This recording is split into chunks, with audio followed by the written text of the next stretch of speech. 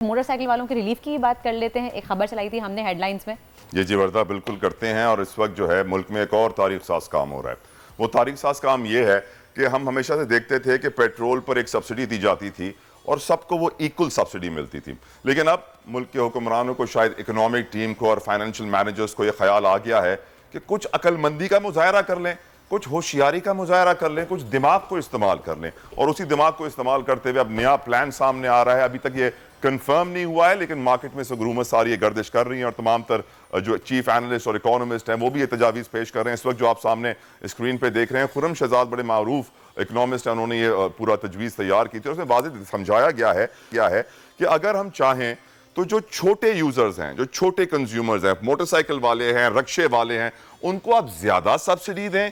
और जो मर्सिडीज वाले हैं, BMW वाले हैं, जो 2-2 करोड़ की, 3-3 करोड़ की गाड़ियों में घूमते हैं और कहते हैं हमारे पास पैसा नहीं है और FBR में अपने असासे बहुत कम लिखवाते हैं, उनको आप जीरो सब्सिडी दें। यानी इसका मतलब यह हुआ कि अब जब आप पेट्रोल पंप पर जाएंगे तो हम पेट्रोल पंप पर जाते हैं, देखते हैं पेट्रोल का रेट, डीजल का रेट, हाई ऑक्टेन का रेट। अब ऐसे नहीं होगा। शायद आने वाले वक्त में तवक्को की जा रही है वो ये है कि मोटरसाइकिल का रेट, गाड़ी का रेट, बड़ी गाड़ी का रेट और जीप का रेट आपको नजर आएगा। क्योंकि यही शायद एक तरीका है कि हम अपनी सब्सिडी को ज्यादा बेहतर इस्तेमाल करके आवाम को ज्यादा से ज्यादा रिलीफ दें। क्योंकि अगर आवाम को ज्यादा से ज्यादा रिलीफ नहीं मिला, मुश्किलात बढ़ती रहेंगी। नोमान अब्दुल मजीद माहिर इस वक्त हमारे साथ मौजूद है। नोमान, कैसे देखते हैं आप इस वक्त सिचुएशन को? अगर सब्सिडी को इस तरह डिवाइड कर दिया गया कि लो लेवल, जो मिडिल क्लास है, जो लोअर क्लास है और जो अपर क्लास है, उन तीनों को अलग अलग सब्सिडी दी जाए, मेरी नजर में तो ये अच्छा ऑप्शन है। आप इसे कैसे देखते हैं? बिस्मिल्लाहिर्रहमानिर्रहीम।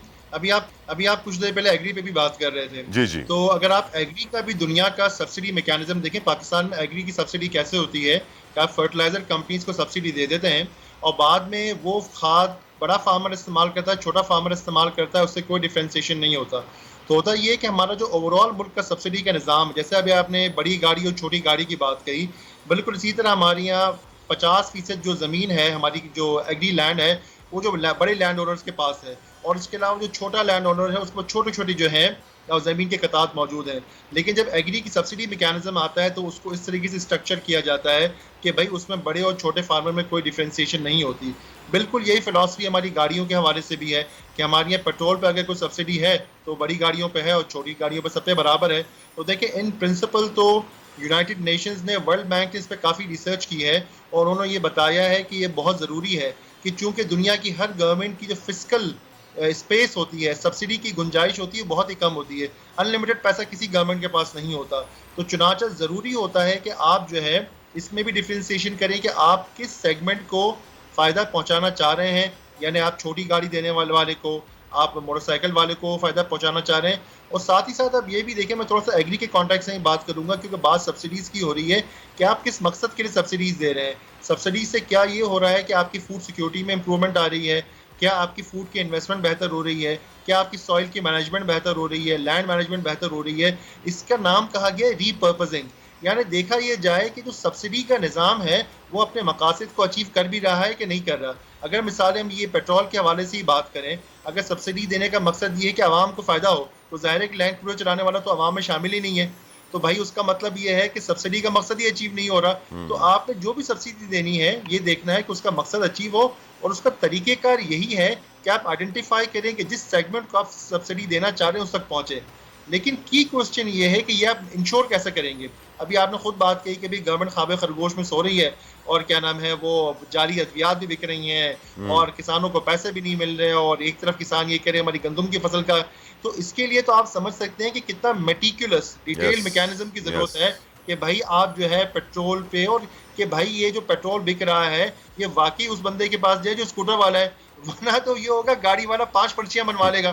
आपको तो पता है हमारे सिस्टम कैसे चलता है। अगर आप कह देंगे भाई 15-50 लीटर से ऊपर आप दे नहीं सकते, 25 लीटर से ऊपर नहीं दे सकते, क्योंकि जो प्रपोजल आया है वो ये है कि आप गाड़ी उसको भी दें, क्या नाम है, आपकी स्कूटर वाले को भी दें और आप जो है वो गाड़ी वाले को भी दें। तो आप ऐसे ही कुछ सिस्टम बनाएंगे कि भाई जो है, क्योंकि ज़ाहिर है आपके सेंसर्स तो लगे भी नहीं है कि भाई आपका वो टंकी में जा रहा है। तो देखिए, इसका जो इम्प्लीमेंटेशन है ना, हमें इधर रियलिस्टिकली देखना होगा।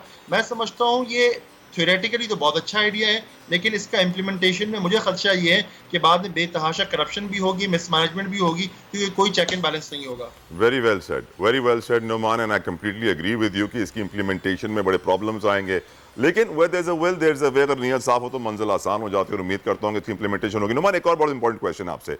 हमारा पड़ोसी मुल्क है ईरान, उस पर हम देख रहे हैं 70 की दिहाई से अमेरिका ने पाबंदियां लगाई हुई हैं, हर किस्म की पाबंदी लगाई हुई है। ईरान IMF के सामने जाके हाथ भी नहीं फैला रहा है पाबंदियों के बावजूद। वहाँ पे नुमान भीख मांगने की इजाज़त नहीं है, अगर कोई भिखारी हो तो उसको पुलिस पकड़ लेती है कि आप भीख क्यों मांग रहे हैं, कि कोई भीख देने की इजाज़त भी नहीं थी। वजह यह है कि हुकूमत ने सबका एक वजीफ़ा बांधा हुआ है, राशन बांधा हुआ है, हुकूमत उनको वो एक सर्टेन एक्सपेंस दे देती है उनका वक्त गुजारने के लिए।